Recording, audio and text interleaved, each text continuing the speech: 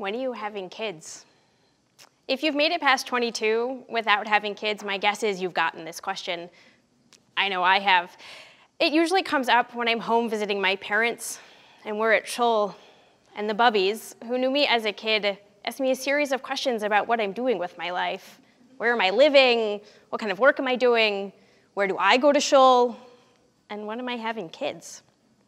Now maybe they're asking because they're worried that if they don't, I'll forget that we're all commanded to be fruitful and multiply, and I'll miss out on my chance to fulfill a mitzvah. Or maybe, having seen how I was raised, they think I know how to be an excellent parent. But my guess is that whatever their reason for asking, they're only thinking about biological children. In the Talmud, the rabbis discuss Michal, one of King David's wives. In the Shmuel Bet, it both says that Michal was unable to have children, but later it says that she has 5 sons. And what the rabbis teach us is that Michal was raising her sister Meirav's sons, and that because it says both of these sentences in Shmuel Bet, what we should understand is that anyone who has raised a child, it's as if they've given birth to them. What the rabbis teach us is that the important part of being a parent is not about giving birth. It's about raising kids. This commitment to raising kids has given rise to a great stereotype about what it is to be a Jewish parent. They're loving, they're committed, and they are very invested in their kids. A stereotype I know to be grounded in truth because my parents fulfill it in every way. And not just my mom and dad, but all of the people that I get to claim as parents. I was raised in a close-knit Jewish community, raised not just by my mom and dad, but by all of the adults in our community, so that I get to claim as parents, family friends, cousins, friends' parents, all of whom were invested in my success, helping to make sure that whatever I wanted to accomplish, that I had the support I needed to get there. And so it was with all of their support that after college, I moved to San Francisco. And there I worked at a family homeless shelter with families that looked different than mine, families that didn't have the kind of support system that I was so used to relying on. And they were families that for the most part moved into the shelter because their minimum wage jobs were barely enough to pay for rent, and they'd have an extra expense, like a doctor's visit or a car repair, and they fell behind on rent because they didn't have enough money. And with no one to turn to for help, they ended up at our shelter.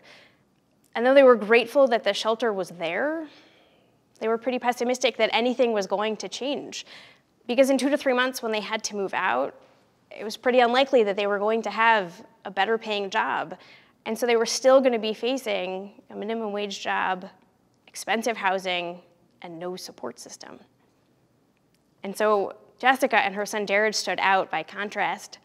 Jessica had spent the past year in a substance abuse treatment program, and her son Jared had been in the foster care system. The state had gone into their lives, deciding that Jessica was not in a position to parent and had taken Jared away from her. And she was so grateful that they had, because it had given her the chance to do treatment, to get her life in order, and to be the kind of parent she wanted to be. And the whole time, her son was lovingly cared for by this other family. And so she was so grateful and optimistic that the year ahead was going to look different than the year that had come before. And with good reason. Just a few weeks before moving into the shelter, she'd been reunified with Jared. And though he was no longer in the foster care system, Jared's foster family hadn't gone away.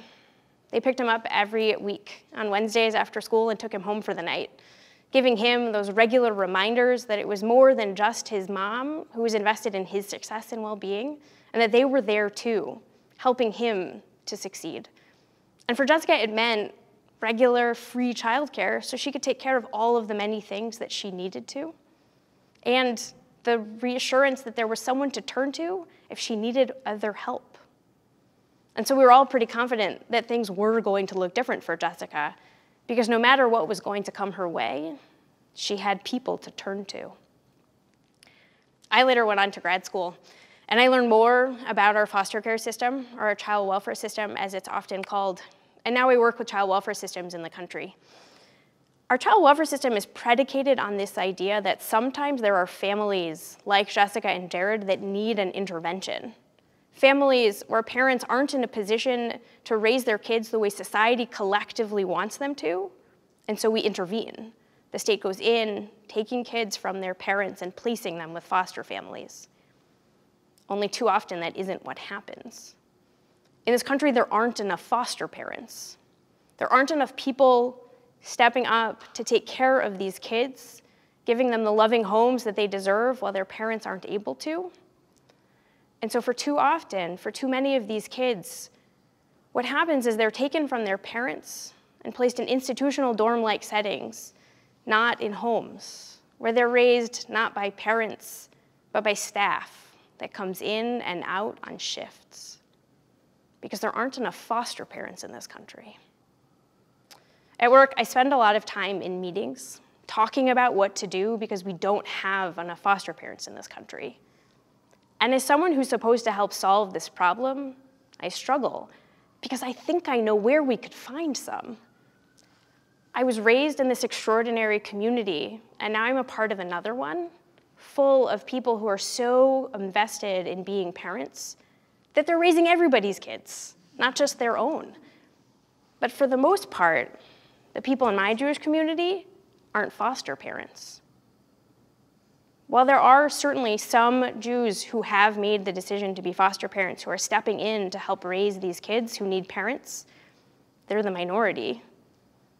Which is all the more surprising because in a lot of communities in this country, the Jewish Social Service Agency is part of the foster care system. It has the responsibility of helping to place kids with foster parents.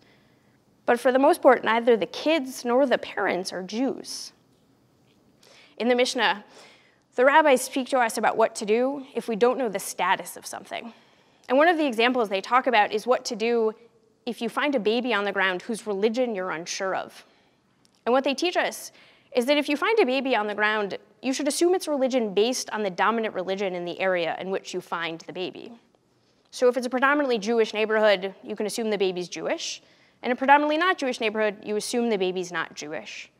And having figured out what the baby's religion is, you then know what to do to parent the child, whether they'll need a bar mitzvah or if they're allowed to eat treif food. Because what the rabbis are teaching us here is that they're assuming we have this obligation to be picking up the child, and so what we need from them is guidance on parenting. They're teaching us how to raise the child. Kids in the foster care system aren't literally on the street. And they range in age, from babies all the way up to teenagers. But in much the same way that those babies the rabbis were talking about needed someone to step in to help them feel safe and loved, so too are foster kids. They're kids who need someone to step in to make them feel like there's someone who cares about them at a very scary time when their parents aren't allowed to. To be a foster parent isn't easy. You have to get certified, you have to go through classes, and once you are a foster parent, there's all of the hard work and sacrifice of parenting. And all of this while also working towards the end goal, that the kids you're helping to raise are going back to their biological families. You're helping them get back home. And so that means that often you have to say goodbye. Now, sometimes it works out, like it did for Jared's foster family, that saying goodbye means just, I'll see you soon, because your family continues to include that foster child and their biological family as well. But sometimes saying goodbye means goodbye forever, even if you don't want to. But when I think about what it would look like if our Jewish community were invested in the foster care system, I know that our community would be there for all of the families who have to go through that. Our community that is already oriented towards being there as a support system for anyone going through any hard point would be there to help anyone having to say goodbye to a foster child. And so I sit in these meetings thinking about what it would look like if our Jewish community were invested in the foster care system, much like we already are in feeding the hungry and in housing the homeless. If rabbis were regularly giving divrei Torah, about why we should all be foster parents. And if in community centers that already are running programming to help people about to have new babies, connecting them with other people, taking them to stores so they can figure out all the things that you need for raising a baby, if we were also running programming to connect people who were becoming foster parents, helping them figure out what it meant to raise a 5-year-old or an 11-year-old.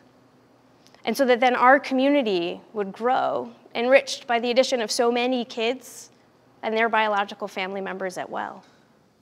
So that maybe one day, when those bubbies at Shul ask the question of when are you having kids, they also ask, when are you becoming a foster parent? Thank you.